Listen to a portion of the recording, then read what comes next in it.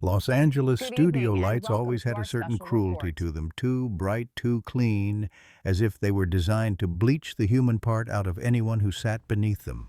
Alyssa Hart had learned to work under that light, shoulders squared, chin lifted, voice Good evening, calm, everyone. We're here eyes live in steady. the studio with this Years of magnificent disaster picture. zones and breaking news had trained her to look unshakable, even when she wasn't.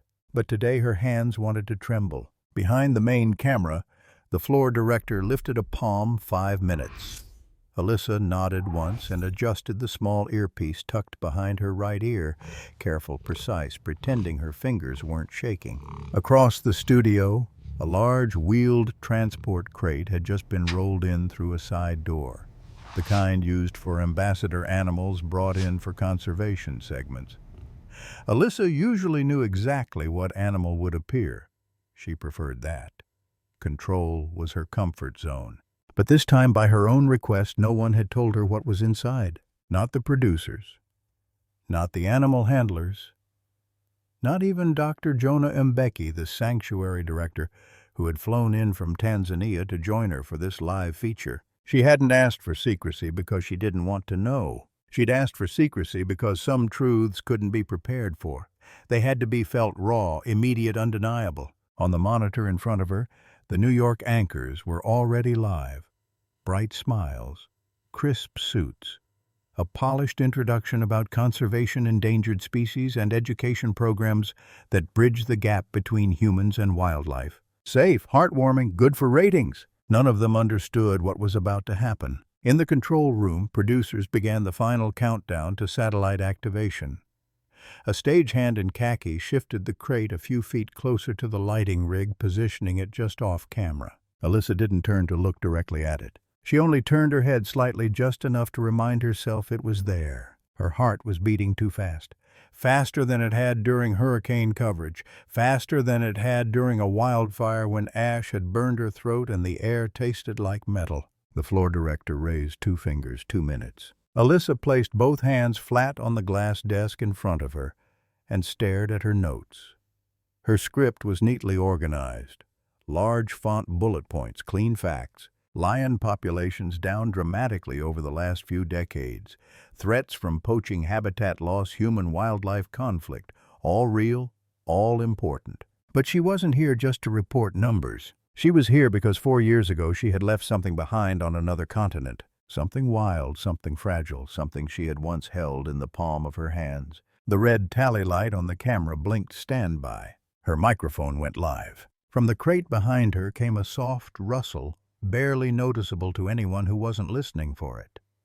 But Alyssa heard it more than movement. She heard breath, a low shift of weight, a careful adjustment for balance, the sound of a large predator settling into stillness. She knew that breath. It haunted her dreams more faithfully than any siren or breaking news alert ever had. In her earpiece, she heard the New York anchor begin the intro. Tonight, we take you to East Africa, where conservationists are fighting to protect the last wild lions of the savannah.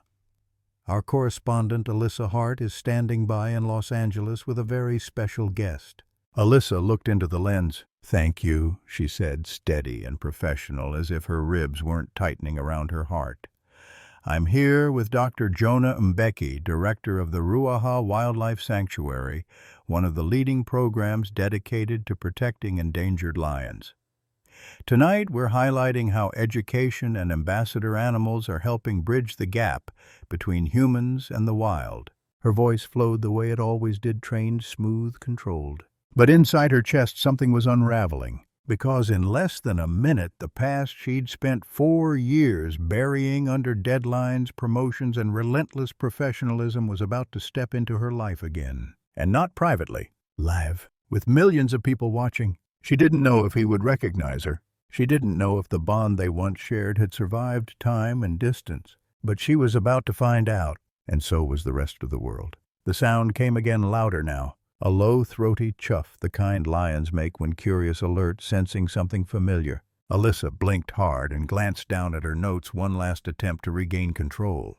But when she looked up, her eyes flicked not to the teleprompter, not to the camera, to the side of the stage where the handler was undoing the latch. Suddenly the studio didn't feel like a studio anymore. It felt like dawn in a wide savanna. It smelled like dust and warm fur and memory.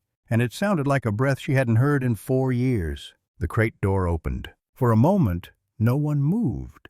The crew froze with the instinctive stillness people get when they're near something that could remind them they are not the top of the world. A shape stepped forward, a full-grown male lion. Massive controlled power, a heavy golden mane, framing his face, shoulders rolling with each measured step. His eyes scanned lights and cables and people, absorbing everything in quiet focus. Then his gaze found Alyssa, and everything inside her went silent. She felt her knees soften. Her throat tightened. In her earpiece, the anchor's voice kept talking, but it sounded like it came from underwater. The lion stopped, stared. No roar, no aggression, no display. Just recognition, so still it was terrifying. Then he made a sound that didn't belong in a modern studio. A high, soft chirp, not a growl, not a rumble. A small, almost boyish call, an echo from a nursery 4 years ago when he had been nothing but trembling fur and hunger and grief. Alyssa's breath caught. Her voice left her mouth before her brain could stop it. Nuru! The lion's ears twitched, as if a locked door inside him had just opened. He took one step, then another, not charging, approaching, focused, careful, like he was afraid a sudden move would scare her away again. The entire studio seemed to hold its breath. Then in one smooth motion, Nuru crossed the floor, ignoring handlers, bypassing cameras, moving straight toward Alyssa. He didn't roar. He didn't leap. He simply lowered his head and pressed his forehead against her chest, exactly where he had once curled as a cub, listening to her heartbeat like it was the safest sound in the world. A deep, constant purr rolled out of him so loud the microphones picked it up cleanly. Alyssa dropped to her knees. Her hands found his main fingers, trembling as they sank into warm thickness. "Nuru," she whispered, voice breaking, "I came back." He chirped again, softer now, and rubbed his head against her shoulder with a joy that looked almost childlike. In New York, the anchors were speechless. For a full 2 seconds, there was only the sound of the lion purring and the faint hum of studio equipment. Then one of the anchors spoke, voice barely above a whisper. I think we're witnessing something more than science." Alyssa turned towards the camera cheeks, wet hands still resting on Nuru's neck, as if letting go might erase him. "I didn't know if he'd remember me," she said, and the world could hear the truth in her voice. "It's been 4 years, but I think this proves something. Connection doesn't vanish with time, not when it's real." Nuru lay down beside her like he'd done this 1,000 times, like he had waited his whole life for the moment she returned.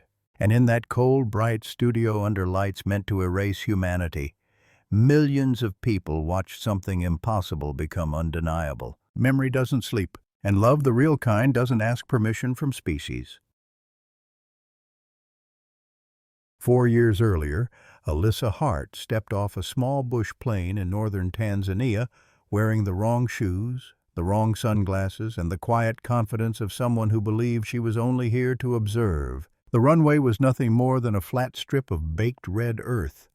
Termite mounds stood like silent sentries along the edges.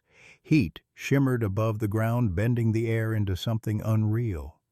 The smell hit her first dust-dry grass and metal warmed by sun. Her boots, polished leather meant for city streets, were already coated in dirt before she reached the waiting vehicle. She wasn't here for adventure. She wasn't here for animals. She was here for a story. Her producer back in Atlanta had pitched it as a clean, high-impact segment, human-wildlife conflict in East Africa.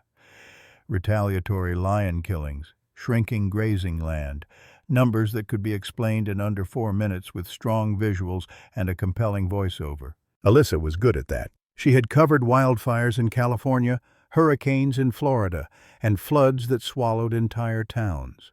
She knew how to translate complex suffering into something audiences could understand without turning away. Africa in her mind was temporary, a location, a backdrop. Then she saw the man holding a hand-painted wooden sign at the edge of the airstrip. Alyssa Hart. The letters were uneven, practical, honest. "Ms. Hart?" he asked when she approached. His accent was soft, his posture calm.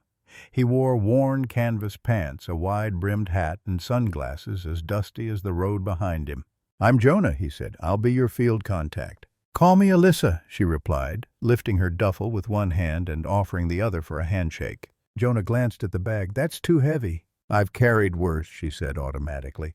She hated being underestimated. He smiled faintly. "We'll see." They drove for hours across cracked earth and sunburned acacia trees. The land rolled outward in all directions, vast, quiet, and indifferent to human schedules. Alyssa clipped a GPS tracker onto her bag out of habit. Years in unstable regions had taught her that control, even symbolic control, mattered. She listened as Jonah spoke about migration routes, dry seasons, and the invisible lines where villages and wildlife collided. She nodded, but her attention drifted. She was already framing the story in her head. "Conflict, numbers, solutions. You don't write notes," Jonah said eventually. "I record everything," Alyssa replied, tapping the small voice recorder hidden beneath her shirt collar. Jonah nodded once and said nothing for the next 20 miles. The sanctuary appeared at last, a small cluster of solar-powered structures surrounded by fencing and shade cloth. It felt more like a living outpost than a facility. A man with a weathered face and eyes carved by years of sun and loss approached her. "This is Elias," Jonah said. "Head Ranger." Elias didn't shake her hand. He handed her a canteen. "Drink," he said. "You'll need it." She drank. Then she worked. For 3 days, Alyssa did exactly what she always did. She observed. She recorded. She didn't interfere. She interviewed herders who had lost livestock, filmed lions pacing at the edges of camera traps, walked dry riverbeds scattered with bones bleached white by the sun. Animals were subjects, cases, data points. One evening, as the sky burned orange and purple, Alyssa sat outside the ranger hut reviewing footage. Elias sat nearby, sharpening a blade. "You see," he said without looking up, "lions don't care about numbers." "They are numbers," Alyssa replied.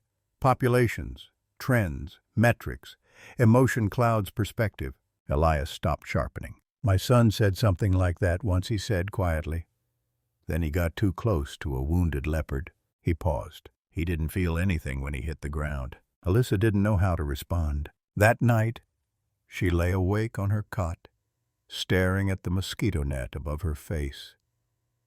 The sounds of the savannah pulsed outside: hyenas, laughing insects, humming wind moving through tall grass. Elias's words echoed louder than all of it. At 4:23 a.m., the radio crackled. A lioness had been found. She was dying, and she wasn't alone. Alyssa pulled on her boots and grabbed her camera without thinking. Jonah was already in the driver's seat when she climbed into the land cruiser. They didn't speak. The silence felt different now, not empty but heavy, like the air before a storm. Flashlights cut through tall grass when they arrived. Rangers stood in a loose circle, their shadows jumping across the ground. At first, Alyssa didn't understand what she was seeing. Then her eyes adjusted. The lioness lay beneath a tree, her body still, her breathing shallow and uneven. One hind leg was twisted in a rusted steel snare, illegal, crude, devastating. Infection had swollen her abdomen. The smell of decay was already in the air. Beside her, movement, a cub, tiny, unsteady, barely able to stand. He pressed himself against his mother's ribs, nudging her with his head as if trying to push breath back into her body. Alyssa raised her camera, then lowered it. She had filmed death before. She had documented tragedy across continents. But this was different. The cub lifted his head every time the breeze moved his mother's mane, waiting for a response that never came. Jonah knelt, injected medication, checked vitals. His jaw tightened. "Too late," he muttered. "No," Alyssa whispered. She hadn't meant to say it out loud. Jonah looked up. "Do you want to save the cub?" The cub hissed, suddenly, tiny milk teeth flashing his body, trembling but defiant. "I don't think he likes you," Jonah said softly. "I wouldn't either," Alyssa replied, "if someone showed up this late." The sun hadn't risen yet, but something inside Alyssa already felt like morning, not because she was changing, but because something else, silent, wild, and fragile, was about to change her. And she had no idea what to do with that truth, except stay and see what happened next. Dawn arrived slowly, as if the savannah itself was reluctant to wake. The sky shifted from black to deep blue, then to pale gray, and finally to soft gold.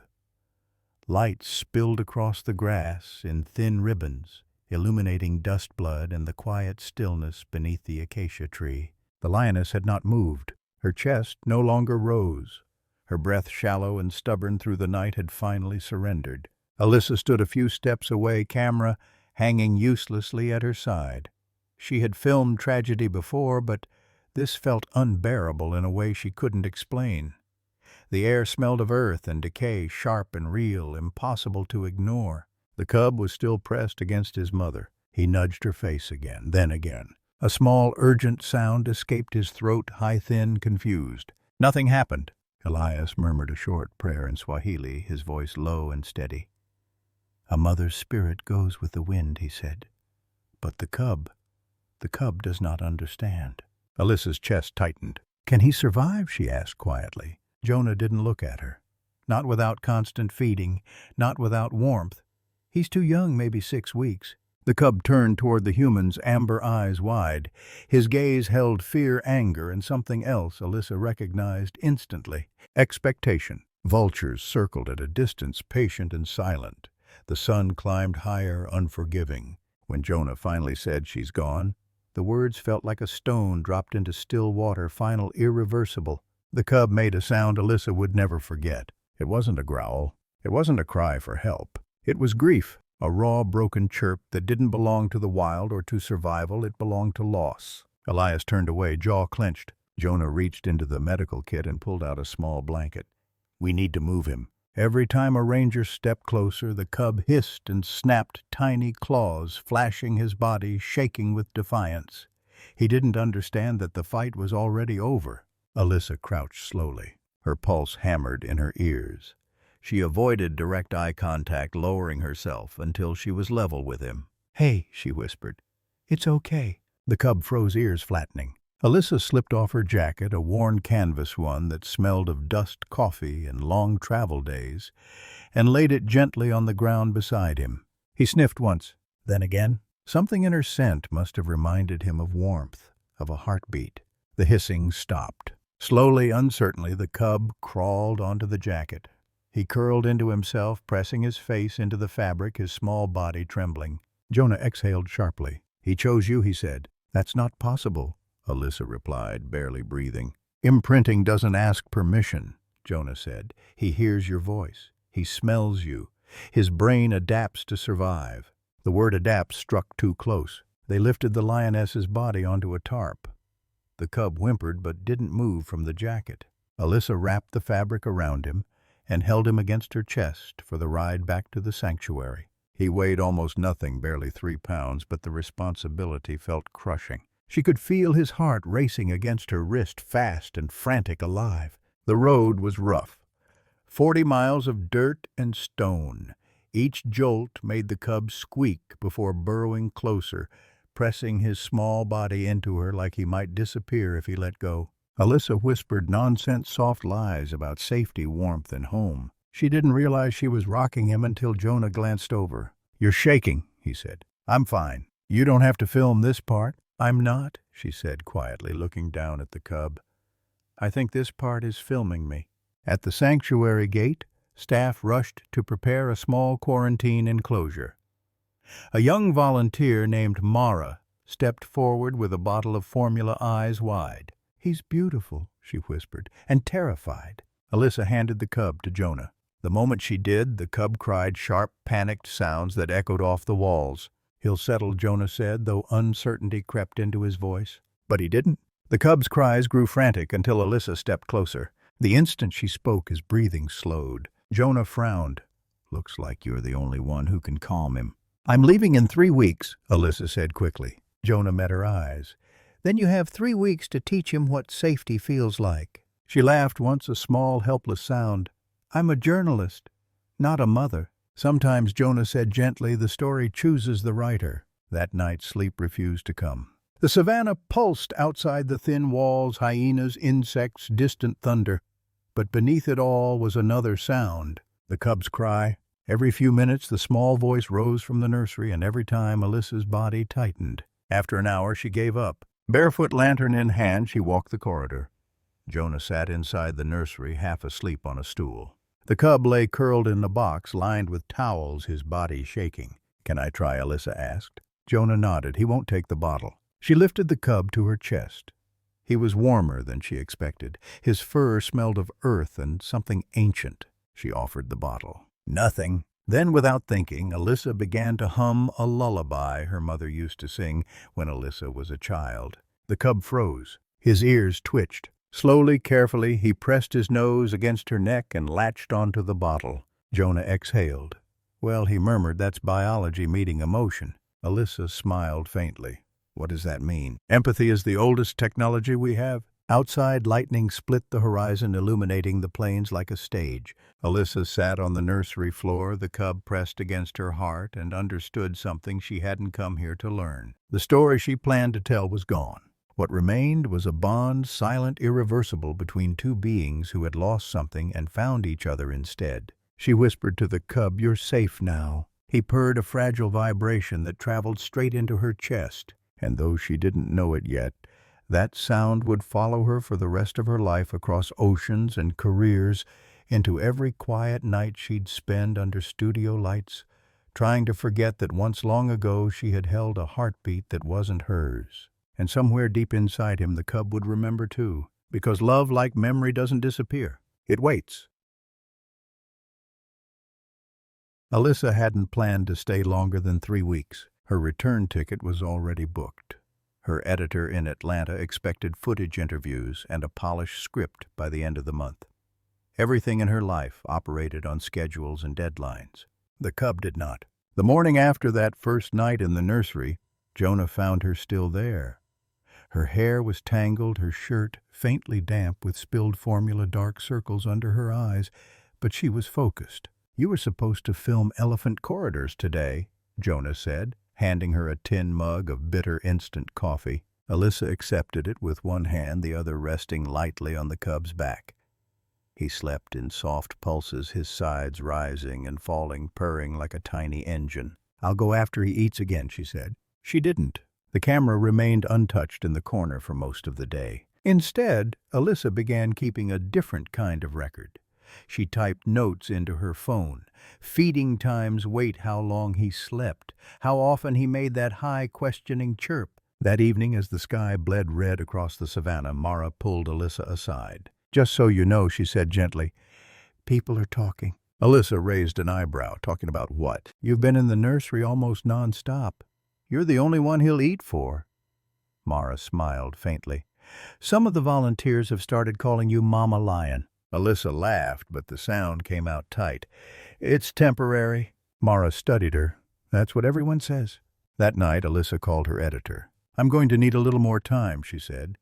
"There's a deeper story here. Not just statistics, there's an emotional arc." The editor barely paused. "Fine. Take an extra week. But I want impact. Think audience retention."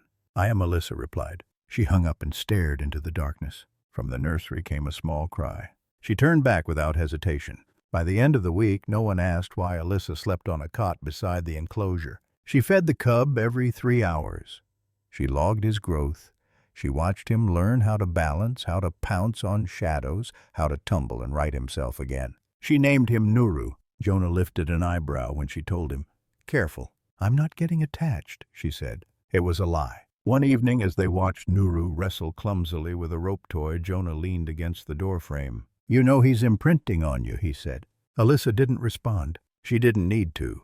She felt it in the way Nuru tracked her voice, in the way his ears turned whenever she moved, in the way he refused food unless she was nearby. She had built walls her entire adult life between herself and tragedy, between herself and the people she interviewed. Nuru didn't care about walls. On day 17, Alyssa was scheduled to travel to another reserve to film a segment on anti-poaching technology. She stayed. That night, Dr. Layla Kamanzi, the sanctuary's director, arrived from Nairobi for an inspection.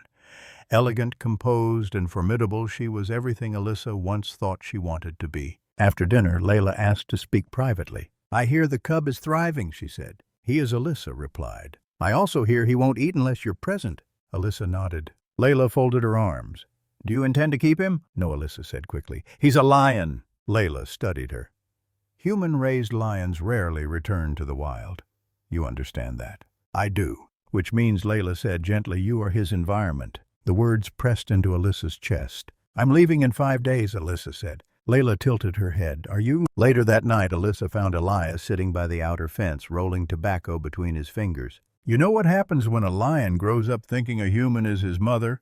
He asked. I've read the research. I'm not asking about research, Elias said. I'm asking about this land. She waited. He'll look for her, Elias said. He'll wait at the gate. He'll listen for her voice until one day he stops calling. Alyssa swallowed. What would you do? She asked. Elias looked at her with tired eyes. I lost a son. If I had one more night with him, I wouldn't ask what made sense. I'd stay. The next morning, Alyssa emailed her editor again, extending 1 more week. Gathering stronger emotional through line. Unique angle on human-animal imprinting. She didn't mention Nuru. She didn't need to, because by then he had already claimed her. And though she still wouldn't admit it, not to Jonah, not to Layla, not even to herself, something inside her had shifted. She wasn't counting days anymore. She was listening to breaths. She was waking to a chirp that knew her name. And without realizing it, Alyssa Hart had crossed a line she would never fully step back over. This was no longer a segment, it was a bond. By the 5th week, time no longer moved in days. It moved in feedings, in breaths, in the soft weight of a small body leaning into Alyssa's legs as if gravity itself lived inside her. Nuru was growing fast, too fast for denial. His paws had doubled in size. His balance was surer now, his curiosity sharper. He no longer stumbled when he ran across the padded enclosure. He launched himself, fearless, confident, certain that the world would catch him. And somehow it always did, mostly in the form of Alyssa. Every morning began the same way. Before sunrise, before the birds, before the sanctuary stirred, Alyssa would feel a familiar pressure against her calf. A nudge, then a chirp, soft, insistent. She never needed an alarm. She sat up, rubbed sleep from her eyes, and smiled before she could stop herself. Good morning, she whispered. Nuru responded instantly, purring his whole body, vibrating with a joy so uncomplicated it hurt to witness. Jonah noticed the change first. He's starting to test limits, he said one afternoon as they watched Nuru tug stubbornly at a thick rope tied to a post. That's healthy. Alyssa nodded. He's supposed to. Jonah hesitated. We'll need to move him to the juvenile enclosure soon. Other cubs his age. It's part of the process. Alyssa felt something tighten behind her ribs. How soon, she asked. Within the week. She said nothing. That night, a volunteer named Mateo offered to feed Nuru so Alyssa could rest. Reluctantly, she agreed. 15 minutes later, she heard it. A sound sharper than hunger. Panic. Alyssa ran. Nuru was pacing in tight circles, his cries high and frantic. The bottle lay untouched on the ground. Mateo stood frozen, guilt written across his face. I did exactly what you showed me, he said. I know, Alyssa replied softly. She stepped inside. The moment Nuru saw her, he bolted forward, pressing his body against her ankles, rubbing his head against her legs as if trying to anchor himself to something solid. Alyssa dropped to her knees and gathered him close. She didn't speak at first. She just breathed. Within seconds, his cries softened. His body relaxed. When she hummed under her breath, he finally took the bottle. Mateo shook his head in disbelief. That's incredible. Alyssa didn't correct him. It wasn't incredible. It was terrifying. Later, she sat with Jonah by the small fire pit outside the staff kitchen. Sparks drifted upward, disappearing into the dark. You won't be able to leave him, Jonah said quietly. I have to, Alyssa replied. There's a life waiting for me. Jonah glanced at her. Is there? She stared into the fire, watching the flames curl and collapse. She didn't answer. 2 days later, Dr. Layla returned. She watched silently as Nuru clumsily climbed a padded ramp, slipped, then tried again with stubborn determination. He's entering a new phase, Layla said. More independence, more strength. That's good, Alyssa said. It also means distance, Layla added, from you. The words landed like a warning. That night, Alyssa stayed in the enclosure long after Nuru fell asleep. His paws twitched as he dreamed. His breathing was deep, steady.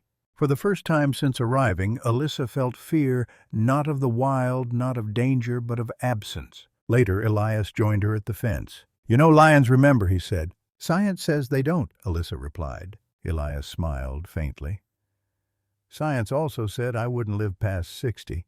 She smiled back weakly. When my son died, Elias continued, his cub stopped eating. We put my son's shirt in the pen.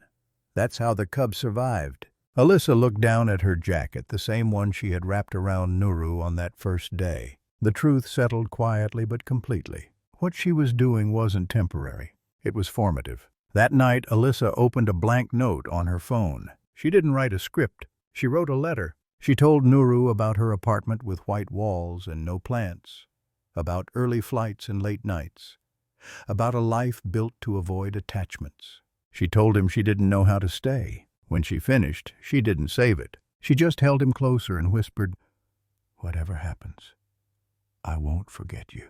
Nuru purred like he already knew. The email arrived the next morning. Final deadline, 72 hours. Alyssa read it twice. Then she closed the laptop and walked outside. Nuru lay in the shade, belly up, paws splayed, growing into a creature she would one day no longer be able to hold. She found Jonah in the supply room. "They want me back," she said. He nodded. "I figured. They've given me 3 days." Jonah looked at her carefully. "So what's the story?" Alyssa swallowed. "I finished it." "Which one?" She didn't answer. That night she packed one bag. Just one. She waited until the last possible moment to go to the nursery. Nuru lifted his head instantly when she entered. His tail thumped once. He chirped the same sound that had broken her open weeks ago.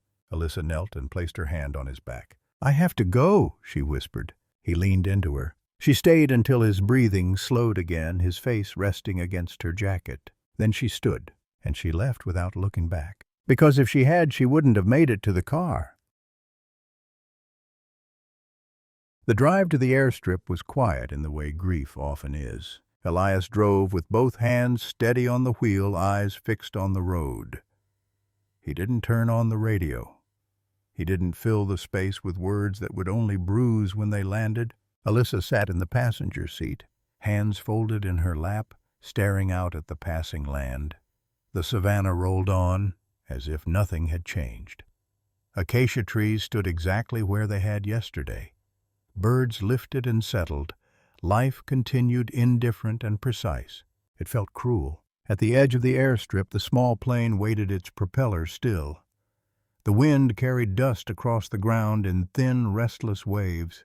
Elias cut the engine. For a long moment, neither of them moved. "The land remembers," Elias said quietly at last, "even when people try not to." Alyssa nodded. Her throat was too tight for words. He stepped out and opened her door. She shouldered her single canvas bag and forced herself to walk forward, not looking back, not letting her steps slow. If she stopped, she knew she wouldn't leave. The plane lifted off in a cloud of red dust. Through the window, the sanctuary shrank into shapes and colors, then into memory. Alyssa didn't cry. She sat very still, as if movement might crack something open that she no longer had the strength to hold together. 23 hours later, she stepped into the cold, metallic air of New York in late November. The city smelled of exhaust, wet pavement, and old snow. Everything felt sharp, fast, crowded. Too loud. Her apartment looked exactly as she had left it, clean, minimal, untouched. White walls, empty shelves, no plants, no photos. Nothing that needed care. She dropped her bag by the door and stood there for a long time, listening to the hum of the refrigerator, the distant wail of sirens, the anonymous heartbeat of the city. That night, sleep refused her. The bed felt too wide, the ceiling too high, the silence too complete. At 2:07 a.m., she reached for her phone. No messages. She opened her photo gallery and scrolled until she found the last image she had taken before leaving Tanzania. Nuru looking up at her with wide, unguarded eyes. She pressed her palm against the screen and finally let herself cry. The days that followed filled quickly, as they always did. Production meetings, editing sessions, voiceovers, deadlines. The story aired exactly as planned, tight, emotional, effective. It performed well. The network was pleased. No one asked why she avoided the nursery footage. No one noticed the way she paused whenever a lion appeared on screen. Alyssa moved forward. She always did. Months passed, then years. Her career climbed steadily. Field correspondent became senior anchor. Her face grew familiar to millions. She covered summits, disasters, global events. She interviewed leaders. She accepted awards with composed smiles. And yet something followed her. At first it was subtle, a quiet pressure behind her ribs. Then came the dreams, always the same. Tall grass moving in the dark, warm air, the sound of breathing not her own, a soft chirp calling into emptiness. She never answered. She always woke before she could. Alyssa filled her calendar to avoid the silence. She filled her weekends with events, dinners, travel. Her apartment remained unchanged. Still no plants, still no photographs, still nothing that could miss her if she left, except one thing. Deep inside her laptop, protected by a password she never wrote down, sat a single folder. Inside were photographs she swore she didn't need. Sunrise over the savannah, the sanctuary gate, a tiny cub curled against her chest, milk on his whiskers, his head resting in her lap, eyes closed, purring. She never opened the folder, but she never deleted it either. The first email arrived 6 weeks after she returned. Subject line, "He's okay." It was from Dr. Layla. Attached was a blurry photo of Nuru curled in a nest of blankets. Beneath it, one line, "He cried for days, but he's eaten again." Alyssa stared at the screen for nearly 10 minutes. She didn't reply. More emails followed over the months, short updates, small victories. Nuru learning to leap. Nuru introduced to other cubs. Nuru moved to a larger enclosure. Each message ended the same way. "He doesn't bond like he did with you." By the second year, Nuru was too big for the nursery. His mane had begun to form light at first, then fuller. He had handlers, enrichment routines, structure, but something remained unchanged. Layla wrote one evening, "We've noticed something unusual. Whenever an American woman visits the sanctuary, he becomes alert, pacing, vocalizing, watching the gates. We don't understand it, but we think maybe he remembers." Alyssa read the message over and over. Maybe he remembers. Logic told her it wasn't possible. Training said memory in large cats served territory and survival, not people. But something deeper, quieter answered back. He remembers. It took another year for her to stop pretending the feeling would fade. One night after a live broadcast, Alyssa sat alone in the makeup room, staring at her reflection under unforgiving lights. "I can't keep running from this," she whispered. The decision wasn't dramatic. She didn't resign. She proposed a new series, Global Conservation Human Stories, Ambassador Animals. Emotional, educational, sponsor-friendly. The network approved it within days. 3 weeks in East Africa. Alyssa booked her ticket. She left the return date open. She didn't tell Layla. She didn't tell Jonah. She needed to see him without expectations, without promises, without cameras, at least at first. When her flight touched down in Tanzania again, the air felt heavier, warmer, familiar. Dust clung to her shoes. At customs, the officer glanced at her passport, then her face. "Welcome back," he said. Alyssa smiled, though her hands were shaking. For 2 weeks, she avoided the sanctuary. She filmed elephant corridors, anti-poaching patrols, community programs. Her work was sharp, professional, complete. But every night she lay awake thinking of a gate, of a fence, of a lion who might still be listening. On the 15th day, her phone rang. It was Layla. "I heard you're in the country," she said calmly. "I was going to call," Alyssa replied. A pause. "Come," Layla said. "You need to see something." Alyssa drove herself. The sun was low when she reached the gate. She sat in the car longer than necessary, hands resting on the steering wheel, breathing shallowly. Then she stepped out and walked toward the place where memory had been waiting. The sanctuary had changed. New buildings stood where open ground used to be. Fences were taller, cleaner. Signs marked programs, donors, futures. Progress was visible everywhere, and yet the air felt the same. Dust, grass, quiet. Alyssa closed the car door and stood still, letting the sounds settle into her bones. Somewhere beyond the structure, something large shifted its weight. Dr. Layla Kamanzi was waiting near the entrance, hands folded neatly, expression calm. "He's in the north enclosure now," she said. "More space, less traffic." Alyssa nodded, unable to trust her voice. They walked past staff members who greeted Alyssa politely without knowing who she was, to this place. Past enclosures filled with animals she had never met. The path felt longer than it was. Then Layla stopped. "There," she said. Alyssa followed her gaze. At first she didn't recognize him. On a raised platform, half in shadow, lay a full-grown male lion, massive, composed, undeniable. His mane was thick and golden, framing a face that no longer belonged to a cub. Muscle rolled beneath his skin when he shifted. Nearly 400 pounds of quiet authority. He didn't look toward them. Alyssa's chest tightened. Of course he wouldn't, she told herself. 4 years was a lifetime. She was a fragment, a passing imprint, nothing more. He doesn't know you're here yet, Layla said softly. Alyssa shook her head. I can't. Layla waited. The air stretched. Alyssa took one step forward, then another. Her heart hammered so loudly she was sure he could hear it through the fence. Nuru, she whispered. Nothing. She swallowed and tried again, her voice stronger this time, trembling despite her effort. Nuru. The lion's ears twitched. Alyssa froze. Nuru, she said once more. Slowly, deliberately, the lion lifted his head. Their eyes met. Time collapsed. Nuru didn't move at first. He stared at her unblinking golden eyes, fixed on her face as if comparing what he saw to something stored deep inside him. Alyssa felt her breath catch painfully in her chest. Then he stood. One fluid motion. He stepped down from the platform, movements measured and calm, his gaze never leaving her. His tail hung still behind him. His ears tilted forward, not in threat, not in dominance, but in focus. Recognition. He walked toward the fence. Each step felt like a held breath.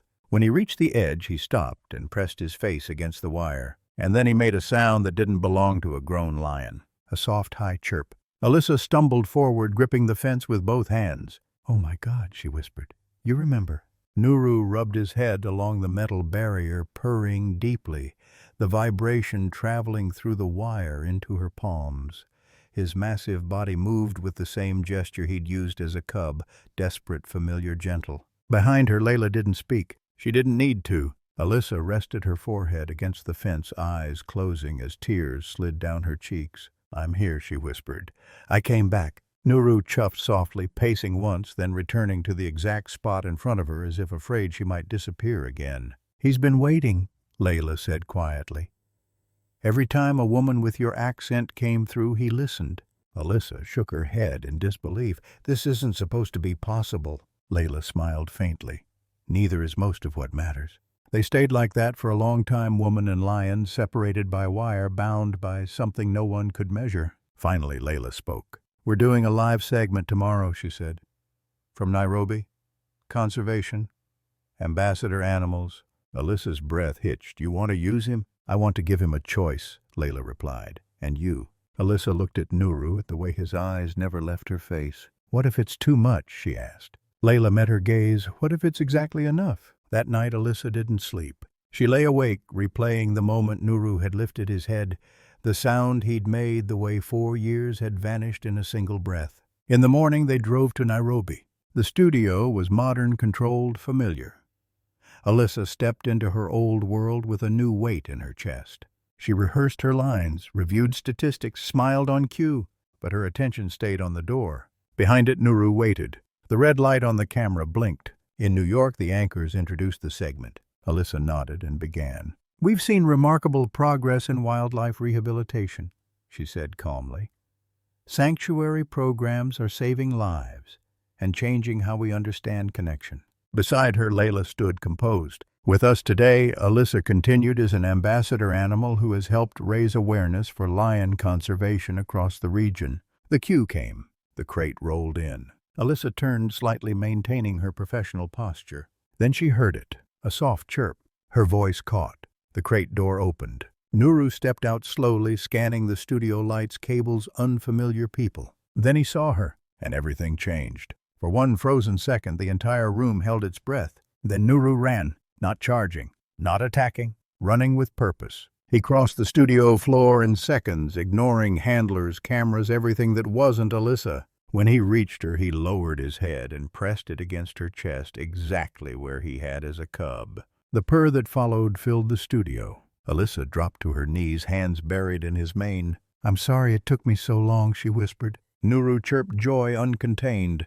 In New York, the anchors stared in silence. One of them finally spoke, voice trembling. I think we're witnessing proof that memory doesn't fade. Alyssa looked into the camera, tears streaming freely now. I left without saying goodbye, she said.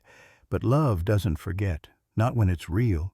Nuru lay down beside her, content, whole. And in that moment, the world remembered something it had almost forgotten. That connection can cross time, that love can cross species, and that sometimes the longest journeys lead us back to the very heartbeat we once promised we'd never forget. The broadcast ended. The red light on the camera went dark. Headsets crackled with voices again. Producers exhaled all at once like a room surfacing from deep water.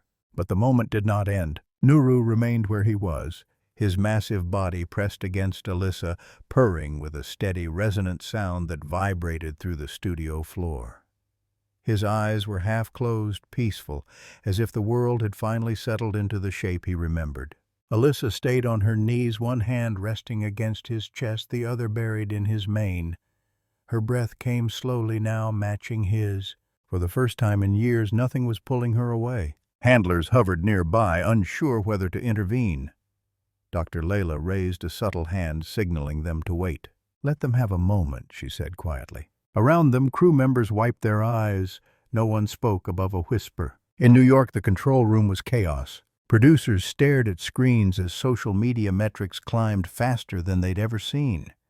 Clips were already spreading. Lion remembers woman who raised him 4 years later, reunion live on air. But none of that mattered in the studio. What mattered was the quiet. When Nuru finally lifted his head, he didn't pull away. He simply looked at Alyssa, his eyes searching her face with a familiarity that left no room for doubt. "You're really here," she whispered. He chuffed softly in response. Later, after the lights cooled and the cables were coiled, Alyssa sat alone on the studio floor. Nuru rested nearby under supervision, calm and unbothered, as if studios were just another strange landscape he'd learned to navigate. Layla sat beside her, handing her a bottle of water. "You changed a lot of minds tonight," she said. Alyssa shook her head. "He did." Layla smiled. "Yes, he did." By morning, the world had reacted. The segment trended across platforms. Messages poured in, scientists debating, memory viewers sharing stories of animals who never forgot, donors pledging support to sanctuaries they'd never heard of before. The network wanted follow-ups, interviews, specials. Alyssa listened politely, but her gaze kept drifting to Nuru. That afternoon, back at the sanctuary, Layla led Alyssa to a quieter area beyond the main enclosures. Inside was a warm, sheltered space. 2 small lion cubs lay curled together, no more than 8 weeks old. Their eyes were bright, their movements uncoordinated. "They lost their mother shortly after birth," Layla said. "We've kept them stable, but they need consistency." One of the cubs tottered forward and pressed its head against Alyssa's knee. Alyssa froze. Layla watched her carefully. "One of them keeps curling up next to your old jacket." Alyssa's breath caught. Nuru watched from the enclosure behind them, alert but calm, his presence steady. "I can't do this again," Alyssa whispered. Layla's voice was gentle. "You don't have to decide today." That night, Alyssa walked the sanctuary alone. The stars were sharp and endless. Somewhere nearby, Nuru breathed steadily. She thought of her apartment with white walls, of flights booked months in advance, of a life that looked full but felt hollow. By morning, she knew. She met Layla at sunrise. "I won't stay forever," Alyssa said, "but I won't walk away again either." Layla nodded. "Then we'll build something that lasts." Alyssa looked toward Nuru's enclosure. He met her gaze. And this time there was no goodbye waiting in the shadows. The days that followed did not feel like an ending. They felt like construction. Not loud or dramatic, but careful, built in quiet conversations, in long walks along the fence line, in questions that didn't demand immediate answers. Alyssa stayed at the sanctuary. At first, officially, it was temporary, a follow-up, a partnership discussion. The network framed it as extended coverage. Everyone was satisfied with explanations that fit neatly into calendars and contracts. But inside Alyssa, something fundamental had shifted. She no longer measured her life by what came next. She measured it by what stayed. Nuru adjusted quickly to her presence. He didn't cling, didn't pace the fence like he once had. Instead, he watched her with calm assurance, as if something inside him had finally been set back into place. When she spoke, his ears turned. When she left his sight, he waited, but without panic. It was trust, not dependence. That mattered. Alyssa began working with Layla to design a new kind of program, one that didn't romanticize rescue, but respected limits. Ambassador animals, yes, but with boundaries, with consistency, with the understanding that love came with responsibility. She filmed carefully now, not for spectacle, for understanding. The network approved a longer-term series, Conservation Through Connection. Education paired with ethics, funding followed. So did scrutiny. Scientists questioned the reunion. Critics argued about anthropomorphism. Alyssa welcomed the conversations. "We don't need to prove animals feel like us," she said during one interview. "We need to respect that they feel it all." The two orphaned cubs grew stronger each day. Alyssa didn't replace their mother. She didn't try. She became something else familiar, steady, present. Nuru watched them from a distance, occasionally chuffing low in what sounded almost like approval. One evening, Jonah joined Alyssa by the fence. "You stayed," he said. "I came back," she corrected gently. He smiled. "That's harder." She nodded. There were still flights to catch, studios to return to. Alyssa didn't abandon her career. She reshaped it. Months at the sanctuary. Months on the road. Each return was intentional. Each departure explained to people and to animals alike. No more disappearing. The sanctuary changed too. Funding stabilized. Education programs expanded. Children visited and learned not just about lions, but about coexistence. Nuru became a symbol, but never a prop. And Alyssa learned something she'd never reported before, that love isn't about staying forever. It's about showing up again and again without breaking trust. Years later, when people asked Alyssa Hart when her life truly changed, she didn't point to awards, promotions, or viral moments. She pointed to a sound, a soft chirp in the dark, a sound that reminded her that memory does not belong only to humans, and neither does love. The sanctuary thrived, not because of a single lion or a single woman, but because the story had taught people how to look differently. Donations became steadier, not emotional spikes. Education programs grew deeper, not louder. Children learned that wildlife was not something to conquer, collect, or romanticize, but something to respect. Nuru grew older, heavier, calmer. His mane darkened with time. He no longer rushed fences or searched faces. He lived fully within the rhythm of the sanctuary, secure in his space, confident in his world. But whenever Alyssa returned, whether after weeks or months, he always lifted his head first. Always. Not with excitement that demanded attention, but with recognition. A shared understanding that some bonds don't weaken with distance as long as they are not broken by abandonment. Alyssa kept her life balanced between continents. She told stories now with greater care.